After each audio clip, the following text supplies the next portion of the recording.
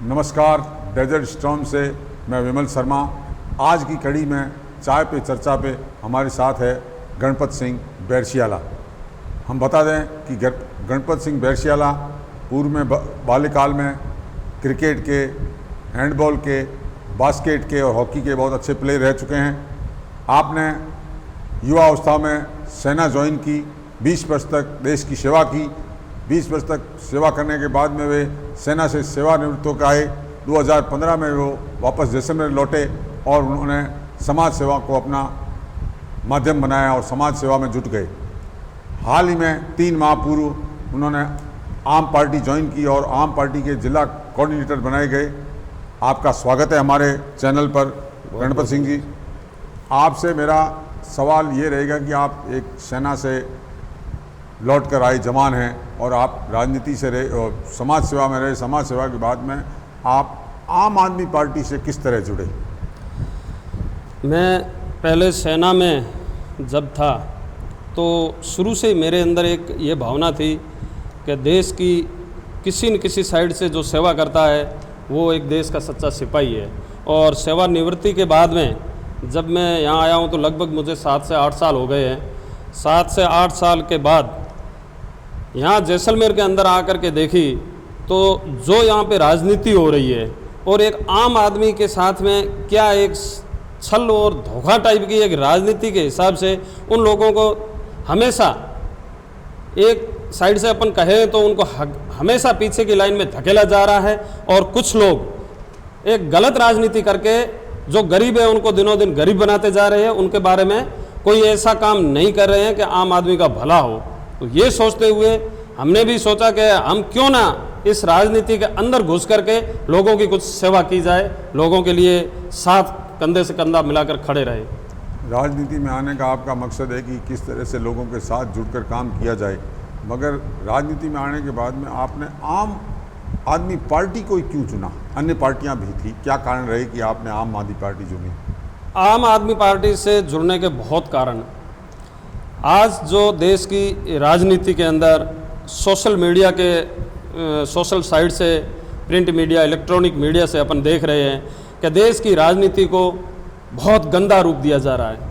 हमारे देश के गिने चुने ऐसे प्रधानमंत्री रहे हैं जिनको हम नींद में भी याद करते हैं। उनमें से अटल बिहारी वाजपेयी जी का जो भारत रत्न थे उनको हम आज भी स्मरण करते हैं। उनकी सरकार एक मत से अल्पमत में आई थी और उन्होंने संसद के अंदर एक स्टेटमेंट दिया था कि यदि मेरी एक मत से भी सरकार गिर जाए तो गिर जाए, लेकिन मैं सौदेबाजी की राजनीति और खरीद फरोख्त वाली राजनीति नहीं करूंगा। यह कहते हुए उस विचारधारा से उन्होंने राष्ट्रपति जी को अपना त्याग पत्र देकर के सरकार गिरने से भी नहीं रोकी थी। और आज की राजनीति में सबसे बड़ा जो ये खरीद फरोख्त चल रहा है, और ये सिर्फ और सिर्फ जैसलमेर में नहीं, ये पूरे भारत के अंदर चल रहा है। कुछ दिन पहले तक जो काउंटिंग आ रही है उसमें 273 के लगभग विधायक खरीदे जा रहे हैं और प्रतिदिन लोकसभा की हत्या करके और खरीद फरोख्त का काम करके एक सरकार को दूसरी सरकार गिराने का, दूसरी सरकार बनाने का जो घिनौना काम चल रहा है, इन चीज़ों से उबर करके, इन चीज़ों से ऊब करके एक दिल के अंदर ये आया कि ये कांग्रेस, बीजेपी, ये सारे जो काम कर रहे हैं इनसे आम आदमी की जो विचारधारा है वो एक आम तबके के लिए है, गरीब के लिए है, प्रताड़ित के लिए है। तो क्यों ना इससे जुड़ करके लोगों का काम किया जाए, गरीब जनता की सेवा की जाए।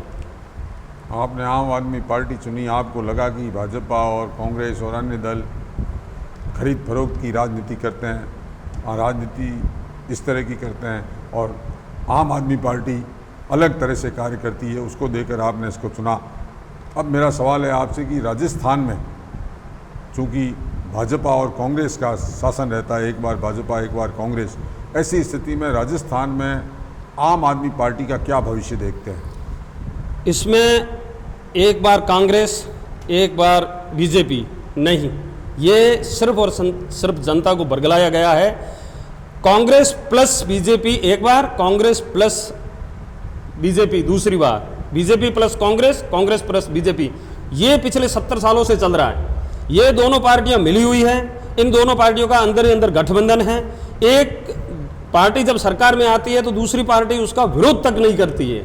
एक पार्टी जब अपना जो सिस्टम चलाती है, दूसरी पार्टी उसके अंदर सहयोग करती है, तो ये कांग्रेस और बीजेपी दोनों मिली हुई है। इन दोनों मिली हुई पार्टियों से राजस्थान की जनता ऊब चुकी है और उनको तीसरा विकल्प के रूप में आम आदमी पार्टी के जो एक दस्तक दी, आम आदमी पार्टी से आज की तारीख में लोग इतना जुड़ रहे हैं, लोगों की एक उनसे बहुत बड़ी मनोकामना है, उनसे इच्छा है कि हम कुछ आम आदमी पार्टी के साथ जुड़ करके और एक नया इतिहास रचेंगे राजस्थान में।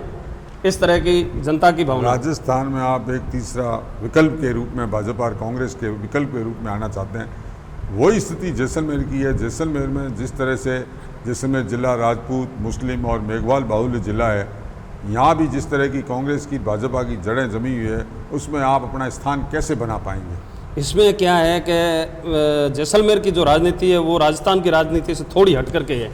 इसमें कुछ लोग मोहम्मदन कास्ट से, कुछ लोग राजपूत कास्ट से, कुछ लोग मेघवाल कास्ट से, वो चौकड़ियाँ जमा करके गांव-गांव बैठ गए हैं, पंचायत समितियों में बैठ गए हैं। वो लोग गाँवों को अपने ऊपर ऊँट लेते हैं। उन जो आम तबके के लोग हैं उनके काम नहीं होने देते हैं। वो सिर्फ और सिर्फ 4-5 आदमियों के काम होते हैं, बाकी जनता इनसे प्रताड़ित है।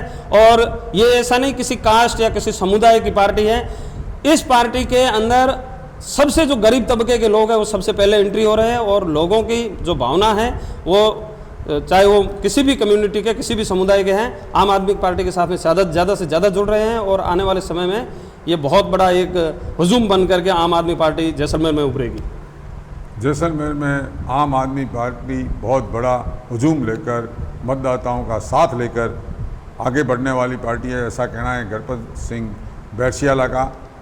चाय पे चर्चा में एक ब्रेक के बाद फिर चर्चा करेंगे गणपत सिंह बैरसियाला से कि किस तरह से वे आर्मी से जब आए उसके बाद में या उससे पहले आर्मी के क्या अनुभव रहे और राजनीति में उनकी क्या मंशा है, ये भी चर्चा करेंगे एक ब्रेक के बाद।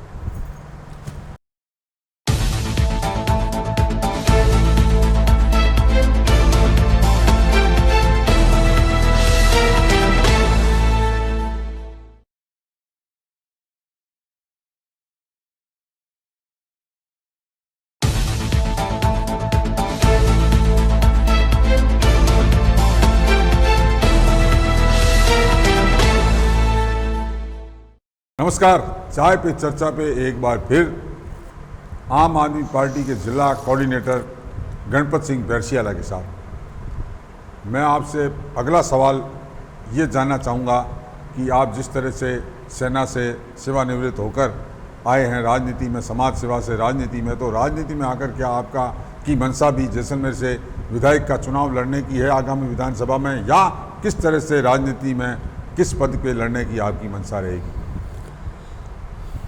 जैसलमेर की जनता के लिए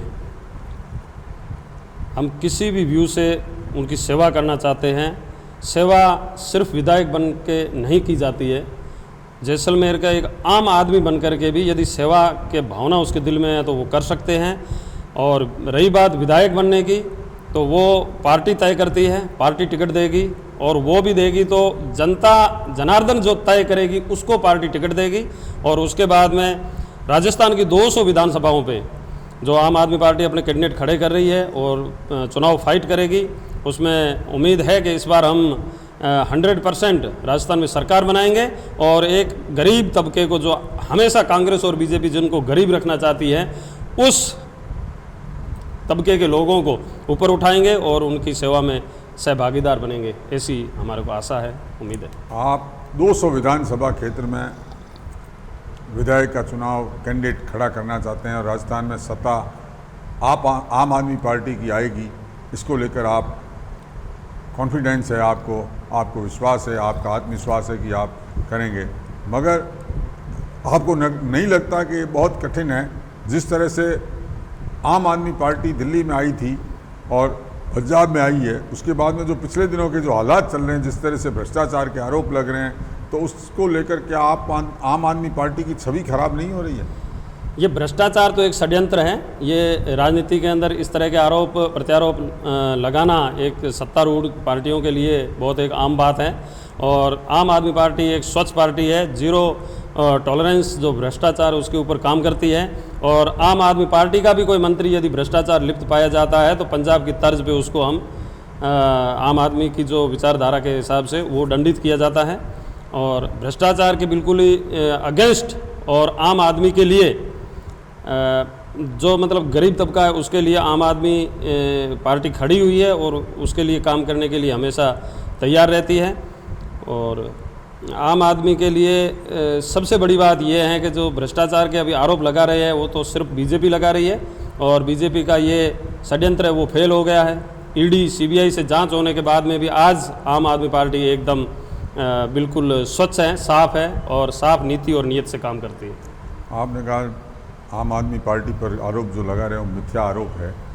आम आदमी पार्टी का जिस तरह का संगठन होना चाहिए, एक साल का समय बचा है, अब तक राजस्थान में किसी प्रकार का आम आदमी पार्टी ने आंदोलन नहीं किया है। आंदोलन हमेशा शुरुआत होती है नीचे से। तो क्या आप जैसलमेर में जिस तरह के हालात हैं उसको लेकर आंदोलन करने की मंशा रखते हैं? बिल्कुल। अभी आम आदमी पार्टी जैसलमेर में किसान मशाल यात्रा निकालने जा रही है। थोड़े दिन के बाद में उसकी डेट फिक्स हो जाएगी। और दूसरी चीज़ है कि आज जैसलमेर के 90% युवा भूमिहीन हैं। जो सरकारें कांग्रेस और बीजेपी की सरकारें 75 साल से बनती आई है, इन सरकारों ने सिर्फ और सिर्फ जो हमारे पूर्वजों की ज़मीन थी उसको सरकारी ज़मीन का नाम दे करके और कंपनियों को जो मीठे पानी की उपजाऊ भूमि है उसको कंपनियों को दी जा रही है, लेकिन बारानी भूमि पिछले 70 सालों से अलॉटमेंट नहीं करके यहाँ के किसानों के साथ में छल भी एक षड्यंत्र पूर्वक छल करके जो धोखा किया है उसका ये किसान बिल्कुल तरीके से जवाब देंगे। और ऐसा जवाब देंगे कि ये दोनों पार्टियाँ दिल्ली और पंजाब की तरह सोचती रह जाएगी कि आखिर हुआ क्या है। जो मुद्दे आप बता रहे हैं वो मुद्दे तो ऑलरेडी भाजपा पहले से ही चला रही है। सांग सिंह भाटी ये है जो मुद्दा लंबे समय से चला रहा है। आपके पास ऐसे नए मुद्दे होने चाहिए, जैसे कि जैसलमेर शहर की चर्चा करें तो आप जैसलमेर शहर में आज क्या हालात हैं, किस तरह से भ्रष्टाचार बढ़ रहा है, तो आप क्या शहर की सरकार के खिलाफ भी कोई आंदोलन करने की मंशा रखते हैं?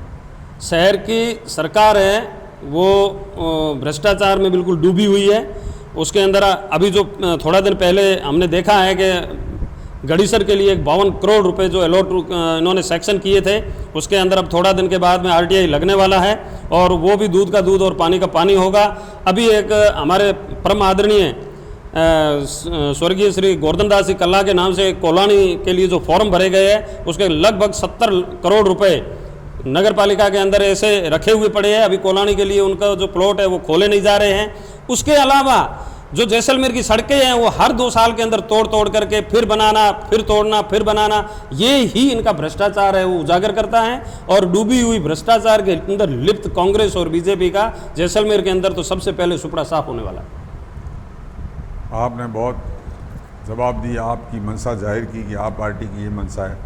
अब मैं आपसे आपके निजी तौर से जिस तरह से आप खिलाड़ी कोटे में सेना में गए और किस तरह का सेना का जीवन होता है उसके बारे में आप हमें बताइए। किस तरह सेना की ट्रेनिंग होती है और आपने किस तरह से ट्रेनिंग पूरी की और कहाँ कहाँ आपकी पोस्टिंग रही? सेना नाम लेते ही सीना चौड़ा हो जाता है। जिसकी छाती 36 इंच की होती है और सेना का नाम लेकर के 56 इंच की हो जाती है। सेना वो एक ब्लड है जिसके अंदर हिंदू, मुस्लिम, सिख, ईसाई किसी का भी है और वो सेना का नाम लेने के बाद वो हमेशा एक ही ब्लड के अंदर एक ही माँ के एक ही बाप की संतान लगने लग जाता है। सेना वो एक ऐसा डिसिप्लिन और एक ऐसा परिवार है जिसके अंदर देश के प्रति यदि कोई गलत बोले तो उसकी गर्दन उसी टाइम दूर करने की क्षमता रखने वाली एक सेना है। और सेना के साथ में आज की जो सरकारें हैं वो भी सही नहीं कर रही है। मैं सेना में 23 RR के अंदर भी रह के आया हूँ और 23 RR एक सेना के अंदर बहुत ही एक हॉनेस्ट यूनिट जिसको राष्ट्रपति जी द्वारा साइटेशन भी मिला हुआ है। तो इस तरह की जो हमारी यूनिटें हैं वो हमेशा मरने और मारने का मादा रखती हैं। आज की तारीख में जो भारत है उसकी जो सेना है वो वर्ल्ड के अंदर उसके बराबर किसी की भी सेना नहीं है। और उस सेना के अंदर मैं तो ये कहता हूँ मुझे दोबारा भी भर्ती किया जाए तो मैं हंसते हंसते सेना की सारी जो फिजिकल्स वगैरह है उसको पार करूँगा और उसके अंदर फिर भर्ती होने की अपनी जो जिज्ञासा है वो हमेशा रखूँगा।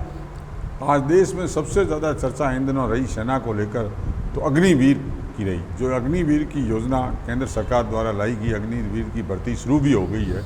उसका पूर्व में कुछ विरोध भी हुआ उस बारे में आपकी क्या राय है एक सेना के जवान होने के नाते? सेना की जो अग्निवीर योजना है वो जिस तरह से आनन फानन में लागू की गई, उसके अंदर कुछ त्रुटियां रह गई थी।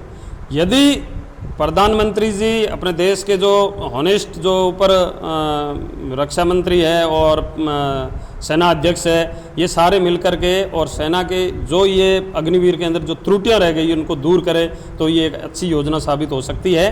बट जो अभी जो जिस हिसाब से इन्होंने जो फैसले लिए हैं उसके अंदर धीरे कुछ इन्होंने 10-11 पॉइंट इन्होंने काटे भी है, तो इस तरह से अभी भी 5-7 पॉइंट है जिनको काटे तो अग्निवीर आने वाले भविष्य में अपना एक अलग रूप दिखाएगी, ऐसा हम सोचते हैं। अग्निवीर के बारे में आपकी बहुत अच्छी राय है। आपका कहना है कि कुछ कमियां हैं उसको सुधार लिया जाए, तो सरकार आपकी ये जो मंशा है उसको अगर मुझे लगता है कि आगामी दिनों में कुछ न कुछ तब्दीलियाँ जिस तरह से होती रहती है उस तरह की जा सकती है। हमारे साथ चाय पे चर्चा पे आए गणपत सिंह बैरशियाला, आम आदमी पार्टी के कोऑर्डिनेटर, आपका बहुत बहुत धन्यवाद, बहुत बहुत आभार। बहुत बहुत धन्यवाद। मैं बहुत बहुत धन्यवाद अदा करना चाहता हूँ डेजर्ट स्टॉर्म पेपर्स का और डेजर्ट स्टॉर्म न्यूज़ चैनल का, जो हमारे परम आदरणीय, मैं गुरु कहूँ, मेरे पिताश्री हैं और इन्होंने हमेशा हमारे ऊपर आशीर्वाद रखा है और इस चैनल को जैसलमेर के अंदर बहुत बड़ी उपलब्धि मिले और जैसलमेर ही नहीं पूरे राजस्थान के अंदर एक दिन इसका बहुत बड़ा नाम होगा। जिस तरह से सच्चाई के लिए और जो सच्चाई को सामने लाने के लिए आज की जो तारीख में डेजर्ट स्टॉर्म अपना काम कर रहा है, बहुत बढ़िया कर रहा है। मैं इनको बहुत बहुत शुभकामनाएं देता हूं और बधाई देता हूं कि ये दिन दोगुनी और रात चौगुनी तरक्की करे।